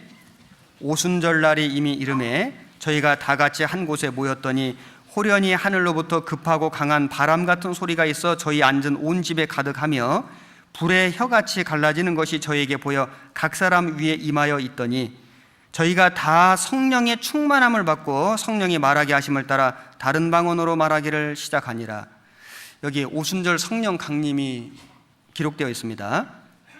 성령의 충만함을 받았고 방언이 시작되었다. 그래서 복음이 전해진 거예요. 3,000명, 5,000명이 구원받는 역사가 초대교회에 있었습니다. 요엘서의 예언이 성취됐습니다. 요엘서 예언의 내용이 뭐냐면은 2장 16절입니다.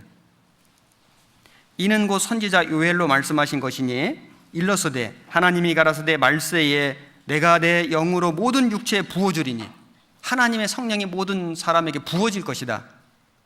너희의 자녀들은 예언할 것이요 너희의 젊은이들은 환상을 보고 너희의 늙은이들은 꿈을 꾸리라. 자, 이 말씀은 예언할 것이요. 구약의 선지자들은 하나님 말씀을 받아서 예언했는데, 자, 성령을 받은 우리는 하나님의 말씀을 깨닫고 전합니다. 이게 예언이거든요. 우리는 성경에 기록되지 않은 다른 걸 우리는 예언할 필요가 없습니다. 성경은 이미 완성됐잖아요. 그래서 오늘날 구원받은 성도들, 성령을 받은 사람들은 무슨 예언을 하냐면 하나님이 이미 기록해 놓으신 말씀을 듣고 깨달은 것을 전하는 거예요. 그게 예언입니다. 그리고 너희의 젊은이들은 환상을 보고 무슨 꿈을 꾼다 그 말이 아니고 이제는 우리가 하나님의 말씀 안에서 우리에게 약속하신 새로운 삶의 목표와 새로운 생의 비전을 갖게 된다. 그것을 위해서 살게 되는 것입니다. 그리고 늙은이들은 꿈을 꾸리라. 무슨 꿈을 꿀까요? 우리가 연세가 들어갈수록 나이가 점점 많아질수록 주님 앞에 갈 날이 가까워 올수록 우리는 영생의 꿈을 꾸고 다시 부활될 꿈을 꾸고 영원한 천국의 꿈을 꾸고 살지 않습니까? 아, 주님 오셨으면 좋겠다. 주님 나라에 가면 참 좋겠다. 예언할 것이요 환상을 보고 꿈을 꾸리라. 그래서 성령이 우리 육체에 부어질 때 이런 일이 있을 것이 요엘서에 예언되어 있는데 그 예언이 그대로 이루어졌습니다. 32절 사도행전 2장 32절 이 예수를 하나님이 살리신지라 우리가 다 이 일의 증인이로다. 하나님이 오른손으로 예수를 높이심에 그가 약속하신 성령을 아버지께 받아서 너희 보고 듣는 이것을 부어주셨느니라. 성령을 우리에게 부어주신 겁니다. 36절 한 절 같이 읽겠습니다. 그런즉 이스라엘 온 집이 정령 알지니 너희가 십자가에 못 박은 이 예수를 하나님이 주와 그리스도가 되게 하셨느니라 하니라. 자, 성령을 부어주신 기름부터 우리에게 부어주셨습니다. 우린 기름 부음을 받은 겁니다. 그 사람들은 이제 그 예수님을 주와 그리스도로 섬겨야 됩니다. 여기 주와 그리스도라고 되어 있는데 예수님이 우리의 주인이 되신 거예요. 그리고 그리스도가 되셨다. 기름 부음을 받은 자가 되셨다. 그래서 예수님을 그리스도로 구약에 예언된 메시아로 받아들인 사람은 그 예수님을 주인으로 삼아야 됩니다. 나는 구원을 받았다, 천국 간다 이렇게 말을 하면서 그 주님을 그리스도를 주인으로 삼지 않을 수도 있잖아요. 말하자면 내 인생은 내 건데 내가 계획 세워야지. 아니, 내 힘으로 살아야지. 내 수단 방법 잘 계획하고 내가 잘 이렇게 만들어서 내 인생 내가 살아가야지 하고 자기 생각 계획을 고집하고 자기 수단과 방법을 의지한다면은 주님이 주인이 아니잖아요. 말은 주님 하지만 주인이 아니잖아요. 주와 그리스도가 되게 하셨느니라. 참으로 예수님을 그리스도로 받아들였다면은 그 그리스도 되신 예수님을 주인으로 삼고 섬기고 순종하며 살아가는 것이 기름 부음을 받은 사람의 마땅한 도리인 겁니다. 하나님의 기름 부음이 개인에게만 온 것이 아니고 교회에 왔습니다. 교회에 기름을 부어주셨다고 말씀하셨습니다.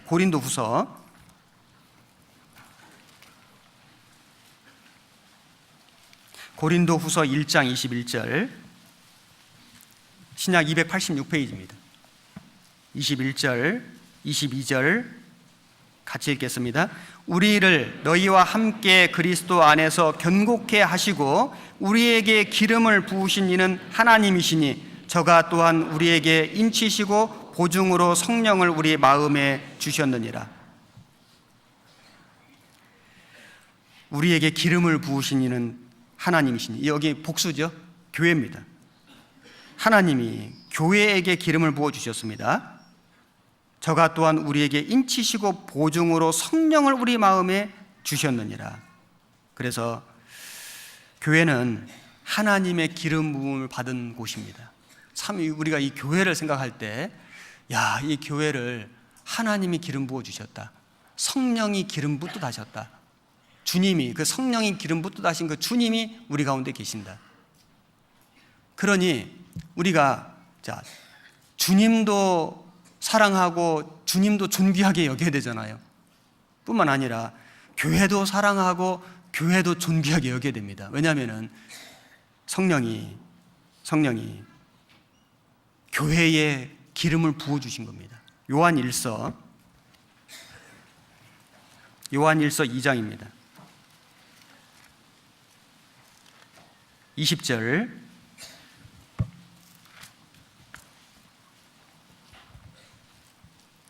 (389페이지) 20절 한 절만 같이 읽겠습니다. 너희는 거룩하신 자에게서 기름 부음을 받고 모든 것을 아느니라. 여기 너희는 교회잖아요. 교회는 거룩하신 자에게서 하나님으로부터 기름 부음을 받았습니다. 27절에 같이 읽겠습니다. 너희는 주께 받은 바 기름 부음이 너희 안에 거하나니 아무도 너희를 가르칠 필요가 없고 오직 그의 기름 부음이 모든 것을 너희에게 가르치며 또 참되고 거짓이 없으니 너희를 가르치신 그대로 주 안에 거하라. 자, 교회는 하나님의 기름 부음이 계시기 때문에 그 외에 다른 가르침은 필요가 없다. 성령의 가르치심으로 충분하다. 왜냐하면 성령께서 교회 안에 계셔서 하나님의 기록된 말씀, 이 기록된 말씀을 증거해 주시잖아요.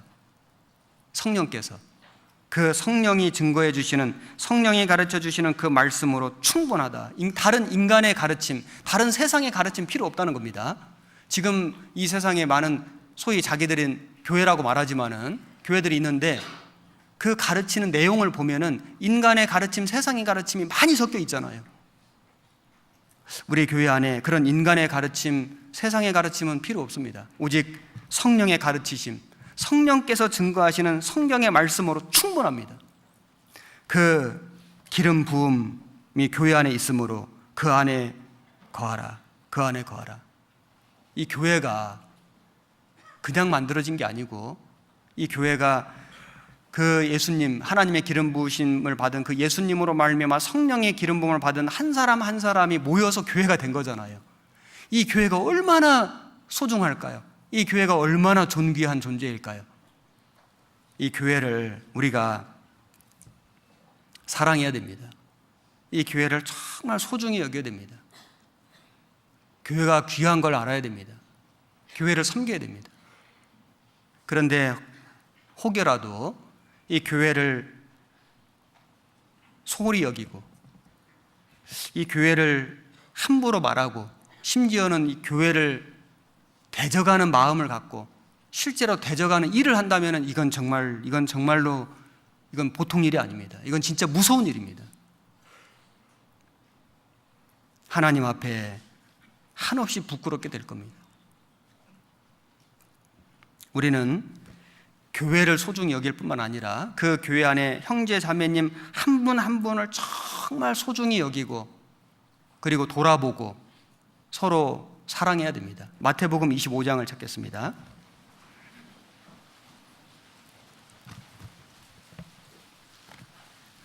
31절.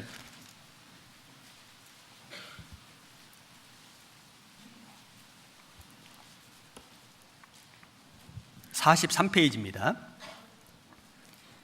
인자가 자기 영광으로 모든 천사와 함께 올 때에 자기 영광의 보좌에 앉으리니 모든 민족을 그 앞에 모으고 각각 분별하기를 목자가 양과 염소를 분별하는 것 같이 하여 양은 그 오른편에 염소는 왼편에 두리라. 그때 임금이 그 오른편에 있는 자들에게 이르시되 내 아버지께 복받을 자들이여 나와 창세로부터 너희를 위하여 예비된 나라를 상속하라.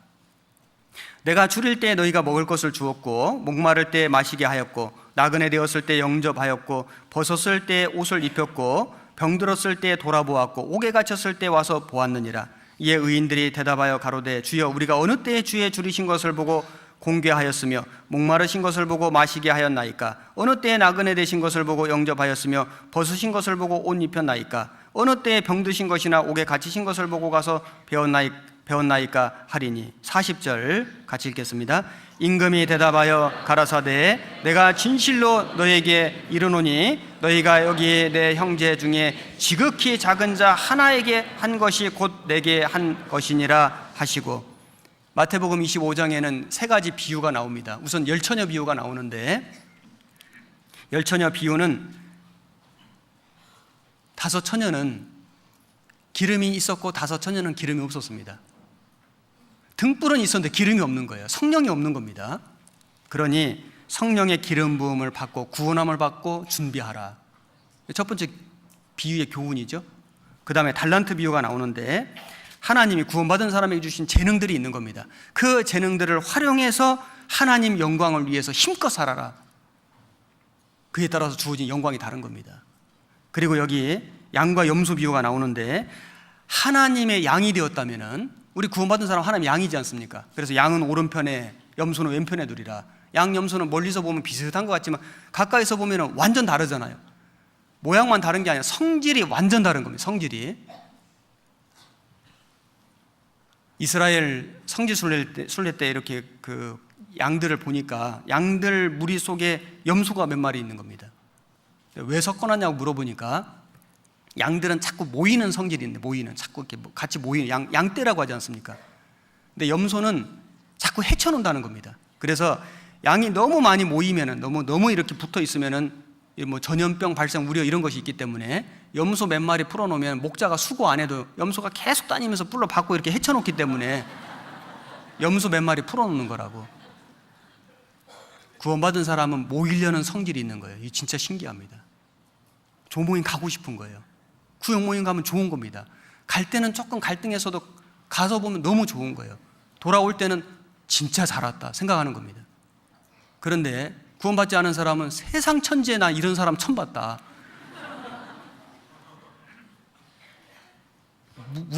이게 무슨 말을 하는 거지? 이게 무슨 재미가 있는 거지? 도대체가 이해할 수가 없는 겁니다. 이 세상을, 우리 이 교제하는 이 세계를 이해할 수가 없는 거예요. 이해가 안 됩니다. 우리는 양입니다. 우리 양이잖아요. 우리 양떼거든요. 그래서 우리가 참으로 하나님의 양이 되었다면은 주변의 형제 자매들을 섬김으로, 형제 자매를 사랑함으로 양 되었다는 것을 한번 입증해 봐라. 이것이 양과 염소 비유의 교훈입니다. 그래서 그 오른편에 있는 그 양들에게 너희가 하나님 나라를 상속하라 하면서 내가 줄일 때 먹을 걸 주었고 마시게 했고 나그네 되었을 때 영접하고 벗었을 때 옷을 입혔고 병들었을 때 돌아보았지 않았느냐. 양들의 특징은 뭐냐? 우리가 언제 그렇게 했습니까? 했는데 안 했다고 말하는 거예요. 이게 양이거든요. 우리 구원받은 그리스도인들은 선행을 했지만은 하나님의 은혜를 생각하면 너무 부족한 거예요. 했다고 말을 할 수가 없는 거예요. 했습니다. 구원을 받고 지금까지 주님을 위해 살았습니다. 봉사했습니다. 헌신도 했습니다. 물질도 드렸습니다. 전도도 했거든요. 그래도 하나님 앞에 비춰보면 너무 죄송한 거예요. 너무 부족한 거예요. 그렇지 않습니까? 했지만 했다고 생각 안 하거든요. 은혜라고 생각하는 겁니다. 죄송하게 생각하는 거예요. 그런데 염소는 뭐라고 얘기합니까? 우리가 언제 안 했습니까? 이러는 겁니다. 언제 안 했습니까? 우리 다 했습니다. 세상 사람들은 했다고 생각하는 거예요. 충분히 했다고 생각하는 겁니다. 저희는 영벌의 의인들은 영생에 들어가리라. 우리는 양입니다. 그래서 우리가 참으로 양이 되었다면 그 양된 것을 무엇으로 입증하냐? 말이 아니고 섬김으로, 주변의 형제 자매들을 사랑함으로, 돌아봄으로, 그들에게 필요한 걸 줌으로, 찾아감으로 우리가 양 되었다는 것을 입증해야 됩니다. 고린도전서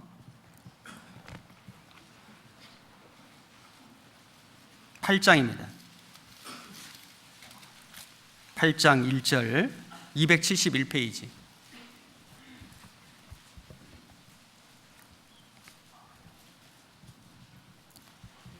(8장 1절) 우상의 제물에 대하여는 우리가 다 지식이 있는 줄을 아나 지식은 교만하게 하며 사랑은 덕을 세우나니 만일 누구든지 무엇을 아는 줄로 생각하면 아직도 마땅히 알 것을 알지 못하는 것이요 또 누구든지 하나님을 사랑하면 이 사람은 하나님의 아시는 바 되었느니라. 여기 고린도 교회 안에 어떤 문제가 있었냐면은 그 우상에게 드려진 그 제물, 음식을 먹어도 되느냐 먹으면 안 되느냐, 이 문제 때문에 논란이 있는 겁니다.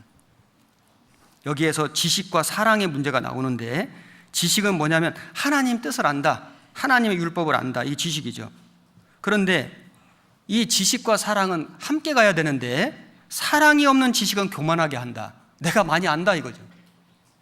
내가 오래되었다 이거죠. 내가 많이 했다 이겁니다.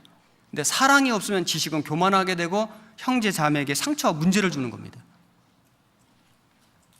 지식이 필요 없는 건 아니죠. 그러나 사랑 없는 지식은 위험한 겁니다. 지식이 없고 사랑만 있다, 이건 인간적이 될 수 있죠. 치우칠 수 있습니다. 곁길로 갈 수 있잖아요. 그러니까 지식과 사랑은 다 필요한데 먼저는 덕을 세우는 사랑이 필요하고 거기에 지식이 더 필요한 겁니다. 덕을 세우는 사랑. 8장 9절 그런즉 너희 자유함이 약한 자들에게 거치는 것이 되지 않도록 조심하라. 우상은 아무것도 아닙니다. 사실은 뭐 생명도 없잖아요. 우상에 제물 드렸다 해서 그 음식이 무슨 뭐 불량 음식이 되는 것도 아니고 무슨 전염병 걸리는 것도 아닙니다. 하지만은 아무것도 아니지만은, 그러나 교회 안에는 그 신앙이 너무 다양함으로, 어떤 사람은 좀 신앙이 장성한 사람도 있고 정말 신앙이 아직 연약한 사람도 있으므로, 연약한 지체가 있으므로, 그러므로 교회의 덕을 세우기 위해서 우상의 제물을 먹지 않는 것이 올바른 것이다, 이걸 가르쳐 주시는 거예요. 왜냐하면 사실 우상 제물이 우상 제물 안에 무슨 병균이 있는 것도 아니고 불량 음식 되는 것도 아닙니다. 하지만은 그것을 먹음으로써 신앙이 약한 자들의 양심에 거치는 것이 되기 때문에 그것을 하지 않는 것이 올바른 것을 말씀하신 겁니다. 그것이 섬기는 사랑이다. 11절부터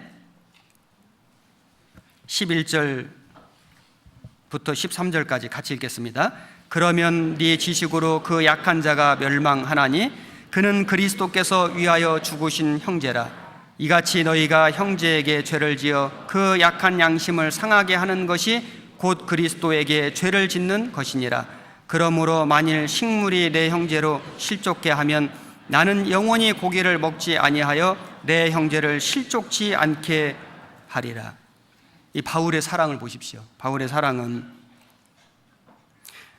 내가 고기를 먹어서 형제 실족케 하면 내가 영원히 고기 먹지 않겠다. 왜냐하면은 그 사랑 없는 지식으로 약한 형제가 멸망하나니, 양심의 문제가 되고 그 신앙의 문제가 되고, 그러면은 그것이 그 형제를 실족하게 하는 거기 때문에 나는 고기도 먹지 않을 수 있다.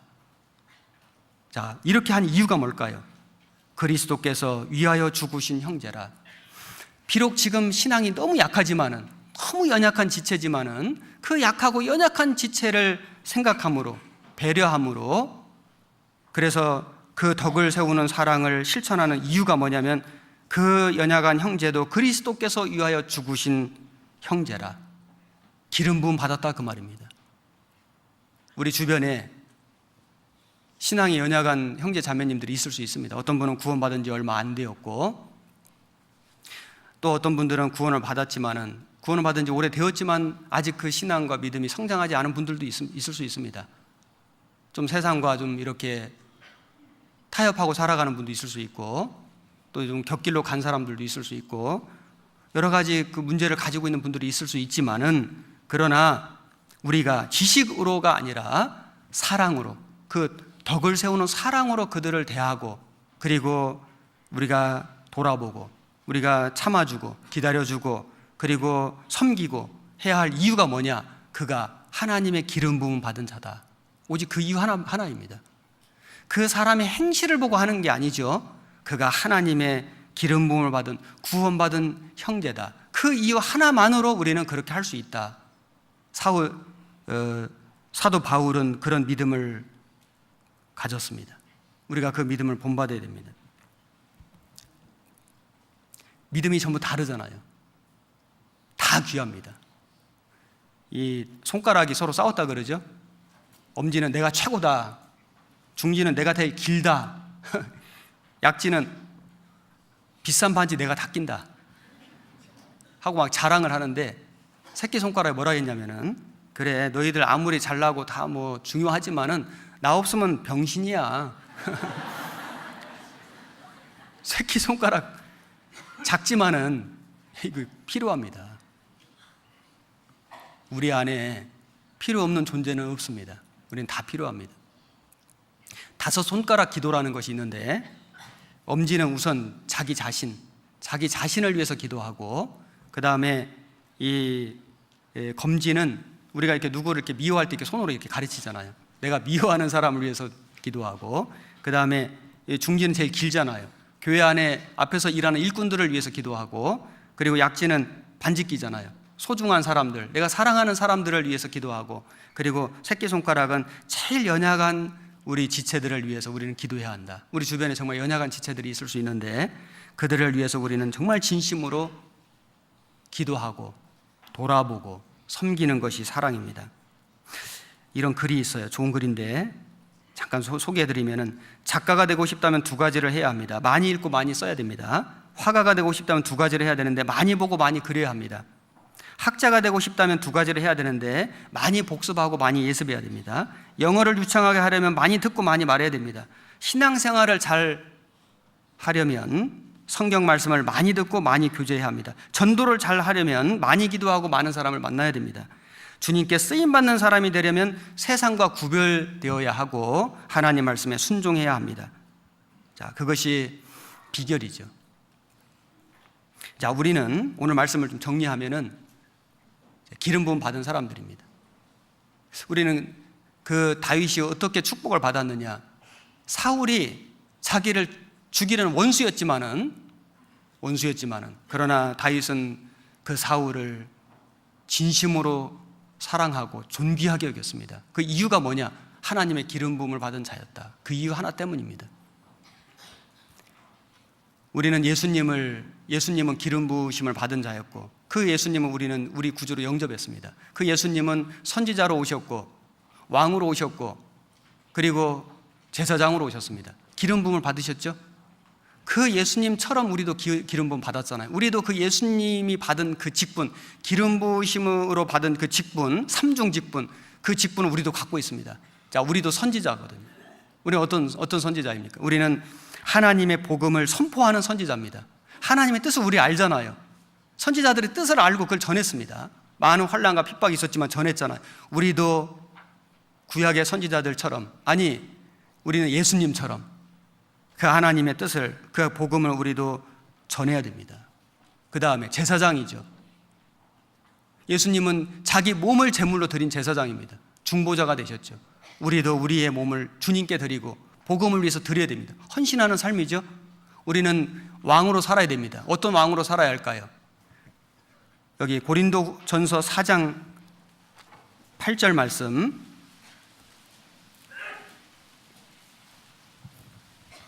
(4장 8절) 267페이지에 한 절만 같이 읽겠습니다. 너희가 이미 배부르며 이미 부요하며 우리 없이 왕노릇하였도다. 우리가 너희와 함께 왕노릇하기 위하여 참으로 너희의 왕노릇하기를 원하노라. 여기에 보면 왕노릇이 3번 나오는데, 첫 번째는 우리 없이 왕노릇하였다. 이건 세상 사람들이 세상에서 왕노릇하는 걸 얘기하는 겁니다. 자기가 최고다 여기는 겁니다. 교만한 겁니다. 그 다음에 우리가 너희와 함께 왕노릇하기 위하여, 이것은 구원받은 그리스도인이 장차 주님 나라에서 주님과 함께 영원한 왕노릇하는 걸 말하는 겁니다. 그 사람들은 참으로 너희의 왕노릇하기를 원하노라. 앞으로 장래에 주님과 함께 영원한 왕노릇을 하기 위해서 우리가 이 세상에서 왕노릇을 해야 되는데, 무슨 왕노릇을 해야 할까요? 우리는 우선 내 마음을 다스리는 왕이요. 우리 마음을, 왕은 다스리는 거잖아요. 우리 마음부터 다스려야 되죠. 우리의 입술을 다스리고, 우리의 삶을 다스리고, 우리 가정을 다스리고, 교회를 다스리고, 세상을 세상을 어떻게 다스릴까요? 마귀와 싸워 이기는 겁니다. 세상 주인이 마귀잖아요. 마귀와 싸워서 세상을 다스리고 이뤄진 영혼들을 건지고 구원하는, 하나님께 돌리는, 하나님의 기름 부음을 받게 하는 그 왕입니다. 그 왕으로 살다가 주님 나라에서 영원한 왕으로 우리는 살게 될 것입니다. 이것이 우리에게 보장되어 있습니다. 이것이 우리의 소망입니다. 그날이 너무나 가깝습니다. 그날까지 우리가 믿음을 지키고 믿음으로 살아야겠습니다. 같이 기도하겠습니다. 하나님 아버지, 정말 감사드립니다. 우리가 이 세상에서 어떤 사람이었습니까? 하나님을 모르고 우리 뜻대로 우리 육신대로 살던 죄인들이었습니다. 우리를 구원해 주시고 하나님의 자녀 삼아 주신 것 감사드립니다. 이제 우리는 하나님의 성령으로 기름 부음을 받았습니다. 이 세상에서 선지자처럼 또 제사장처럼 왕처럼 살기를 간구합니다. 하나님, 이 세상 모습들을 보면은 정말 주님 오실 날이 너무나 가까웠다는 것을 매일마다 느끼고 살아갑니다. 우리에게 주어진 시간이 너무나 작습니다. 하지만 하나님, 이 작은 시간들을 우리가 하나님의 뜻대로 사용해서 하나님의 복음을 전하고 하나님께 영광 돌리는 삶을 살기를 간절히 원합니다. 우리 주변에 이뤄진 영혼들을 불쌍히 여기는 마음을 주시고 그들에게도 기름 부음을, 성령의 기름 부음을 받고 구원받도록 우리 모두를 귀하게 사용해 주시옵소서. 지금 공주 갈릴리 수양관에서 추계 수양회가 계속되고 있습니다. 참석한 모든 영혼들 구원받도록 하나님 도와주옵소서. 축복해 주시옵소서. 전국에 또 전 세계에 복음 들고 나간 모든 복음의 일꾼들 주님께서 함께 해주시고, 특별히 해외에서 복음을 위해서 수고하는 모든 선교사들, 그 가족들에게 함께 해주시고, 건강과 마음을 지켜주시고, 그들이 하는 모든 일에 하나님께서 축복해 주시고 함께 해 주시옵소서.